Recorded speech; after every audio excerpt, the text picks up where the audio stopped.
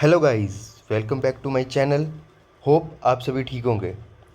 सो हमने स्टार्ट किया था magnetic properties of transition metal complexes और उसका आज लेक्चर 2 है, जिसके टॉपिक्स रहेंगे magnetic movement, magnetic susceptibility and variation of magnetic susceptibility with temperature.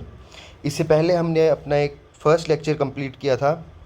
अगर अभी तक आपने वो फर्स्ट लेक्चर नहीं देखा है तो आप हमारे चैनल पे उस फर्स्ट लेक्चर को देख सकते हैं।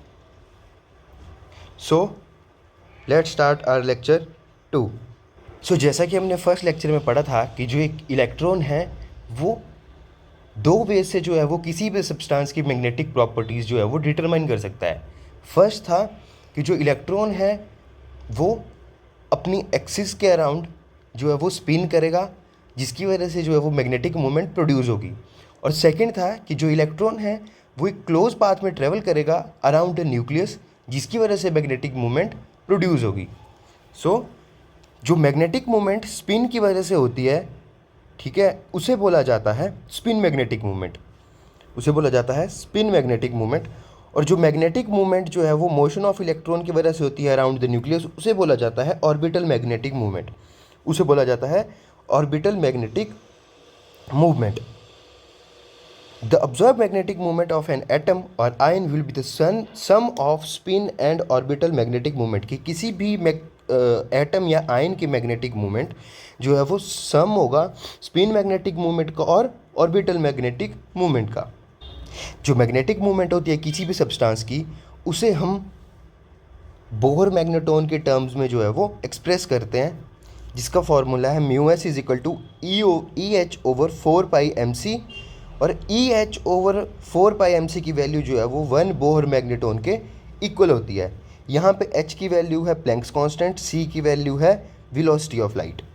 यहाँ पे हमारे पास चार्ज और m है हमारे पास मास। जो स्पिन मैग्नेटिक मूवमेंट होती है for a single electron, spin magnetic movement for a single electron, उसे हम कैसे निकालते हैं? Mu S is equal to g into under root S into S plus 1। यहाँ पे एस जो है वो स्पिन क्वांटम नंबर है। सिंगल इलेक्ट्रॉन के लिए स्पिन क्वांटम नंबर की वैल्यू होगी हाफ। और जी है हमारे पास गायरोमैग्नेटिक रेशियो। गायरोमैग्नेटिक रेशियो की वैल्यू होती है 2.0023, जिसे हम अप्रॉक्सीमेटली 2 लेते हैं फॉर द प्रैक्टिकल कन्वीनियंस। सो हम यहाँ पे एक एग्जांपल कर लेते हैं कि हमारे पास कोई भी एक इलेक्ट्रॉन है जिसकी s की वैल्यू है हाफ और g की वैल्यू है 2। So mu S is equal to 2 under root half into half plus 1। Mu S is equal to that comes out to be under root 3, और अंडर रूट 3 की value होती है 1.732 Bohr magneton. अब हम इसी फॉर्मूले को इस वे में भी लिख सकते हैं, क्योंकि हमारे पास g की वैल्यू जो है अप्रॉक्सीमेटली 2 आई। सो जब 2 की वैल्यू को हम अंडर रूट के अंदर लेके जाएंगे तो वैल्यू जो है वो 2 से 4 में कन्वर्ट हो जाएगी, और हमारे पास एक अलग फार्मूला स्पिन मैग्नेटिक मूवमेंट के लिए निकल के आ गया। अब एक नेक्स्ट एग्जांपल कर लेते हैं for 2 unpaired electrons. 2 unpaired electrons में स्पिन की वैल्यू, स्पिन क्वांटम नंबर की वैल्यू जो है वो half plus half, that comes out to be 1। So that mu S is equal to under root 4 into 1 into 1 plus 1। Mu S is equal to under root 8, therefore mu S is equal to 2.828 Bohr magneton. So the spin magnetic moment can also be calculated as, spin magnetic movement निकालने के लिए हमारे पास एक और formula आता है। यहाँ पे हमारे पास ना स्पिन क्वांटम नंबर की ज़रूरत होती है, ठीक है, और ना ही हमारे पास जी की वैल्यू की यूज़ होता है। यहाँ पे हमारे पास सिर्फ हमें नंबर ऑफ़ अनपेयर्ड इलेक्ट्रॉन्स देखने होते हैं, और हम इस फॉर्मूले से जो है वो स्पिन मैग्नेटिक मूवमेंट की वैल्यू जो है वो निकाल सकते हैं। That is mu is equal to under root n into n plus 2, where n is the number of unpaired electrons. For example, in case of Fe3 positive, Fe3 positive, ई की जो कन्फिग्रेशन होती है वो होती है आर्गन 4s2 3d6। सो 3 positive मतलब 2 electrons हमारे S से जाएंगे और एक इलेक्ट्रॉन जो है वो हमारा D से जाएगा। तो हमारे पास वैल्यू बचती है 3d5। तो 3d5 के केसेस में हमारे पास d ऑर्बिटल बनाएंगे 1 2 3 4, एक इलेक्ट्रॉन, दो इलेक्ट्रॉन, तीन इलेक्ट्रॉन, चार इलेक्ट्रॉन और पांच इलेक्ट्रॉन। तो यहाँ पे हमारे पास नंबर ऑफ अनपेयर्ड इलेक्ट्रॉन कितने आते हैं? 5।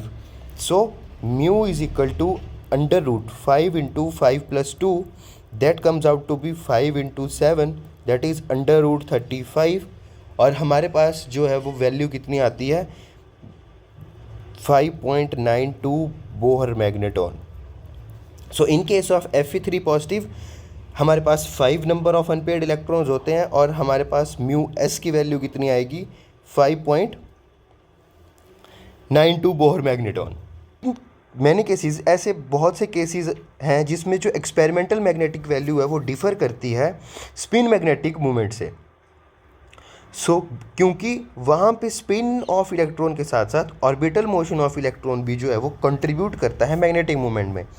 तो उस केस में टोटल मैग्नेटिक मूवमेंट जो है वो इस फॉर्मूले से निकलेगी, mu S plus L is equal to under root 4s into S plus 1 plus L into L plus 1।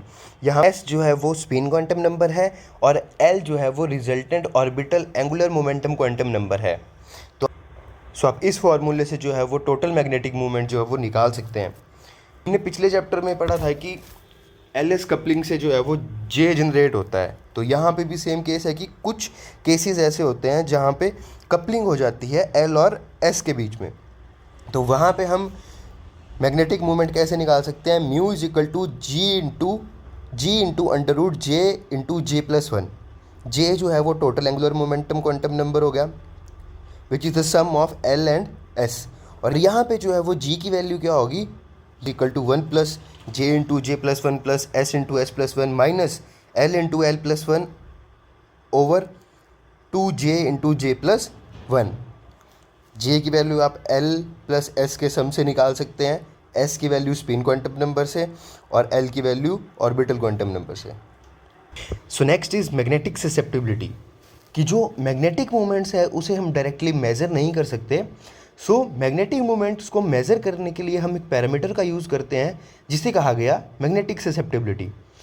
So magnetic susceptibility क्या है कि जब भी हम मैग्नेटिक फील्ड अप्लाई करते हैं किसी भी सब्सटेंस में तो वो कितना मैग्नेटाइज होता है उस मैग्नेटिक फील्ड से, उस कैपेसिटी को बोला जाता है मैग्नेटिक ससेप्टिबिलिटी। कि मान लो एक सब्सटेंस जो है वो एक मैग्नेटिक फील्ड स्ट्रेंथ H में प्लेस्ड है और वहाँ पे मैग्नेटिक फ्लक्स या मैग्नेटिक इंडक्शन डेंसिटी जो है वो B है।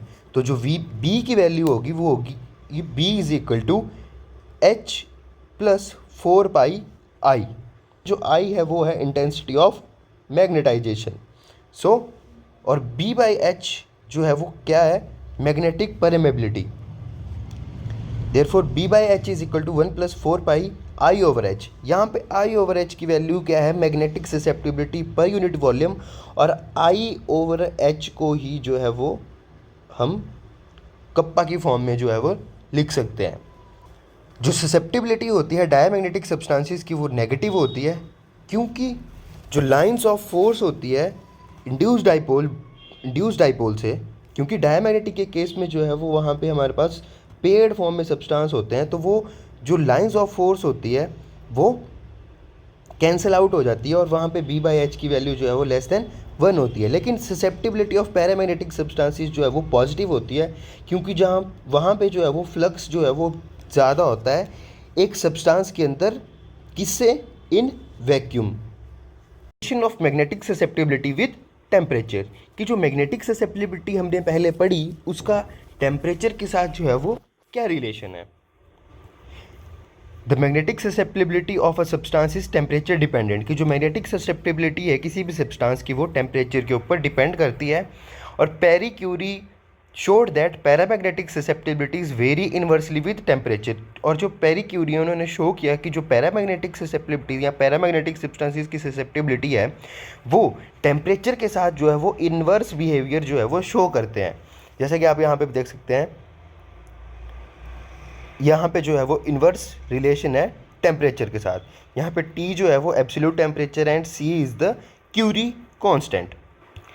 अगर जो है वो हम एक ग्राफ प्लॉट करें किस किस के बीच में, ससेप्टिबिलिटी ऑफ सब्सटेंस और टेम्परेचर के बीच में, तो क्या आता है, पैराबोलिक ग्राफ जो है वो शो होता है कि टेम्परेचर बढ़ने पे जो है वो हमारी ससेप्टिबिलिटी की वैल्यू जो है वो डिक्रीज़ हो रही है। लेकिन अगर हम उस ग्राफ को जो है वो रेसिप्रोकल ऑफ ससेप्टिबिलिटी बनाएं विद टेम्परेचर, तो हमें एक स्ट्रेट लाइन देखने को मिलती है। और जो कर्व है, जो ये स्ट्रेट लाइन है, वो जो है वो इंटरसेक्ट होती है किस पे, ओरिजिन पे। यहाँ पे ओरिजिन है तो ये यहाँ पे इंटरसेक्ट होगी। लेकिन कुछ केसेस में हम ये देखते हैं कि जो लाइन है वो ओरिजिन से पास जो है वो नहीं होती, ठीक है। ये लाइन टी को किसी पॉइंट्स पे काटती है, ये लाइन टी को किसी पॉइंट्स में काटती है। वजह से जो है वो इस फॉर्मूले को जो है वो मॉडिफाइड किया गया और यहाँ पे एक नई वैल्यू इंट्रोड्यूस की गई, थीटा। थीटा एक ऐसा टेम्परेचर है जो इस लाइन टी को पॉइंट्स पे काटता है, ठीक है। This modified equation is called Curie Weiss law and the theta is called Weiss constant. इस इक्वेशन को बोला गया क्यूरी-वेस लॉ और इस थीटे को बोला गया वेस कांस्टेंट। और मैग्नेटिक मोमेंट जो है हम कैसे निकाल सकते हैं, mu is equal to 2.82 under root susceptibility की value into T minus theta. यहाँ पे टी हमारे पास एब्सोल्यूट टेम्परेचर है, थीटा हमारे पास क्यूरी कांस्टेंट है और ये हमारे पास ससेप्टिबिलिटी की वैल्यू है। और यहाँ से हम इजीली जो है वो मैग्नेटिक मोमेंट की वैल्यू जो है वो कैलकुलेट कर सकते हैं या निकाल सकते हैं। सो इसी के साथ हम अपना लेक्चर सेकंड जो है वो कंप्लीट करते हैं। होप आप सभी को ये तीनों टॉपिक जो है वो अच्छे से समझ आए होंगे। अगर आपको कोई भी क्वेरी होती है तो आप या तो कमेंट बॉक्स में लिख सकते हैं या आप हमारे साथ जो है वो हमारे इंस्टाग्राम पे कनेक्ट कर सकते हैं। Subscribe to my channel, press the bell icon to never miss an update. Be the part of Camp Curious family. Thank you.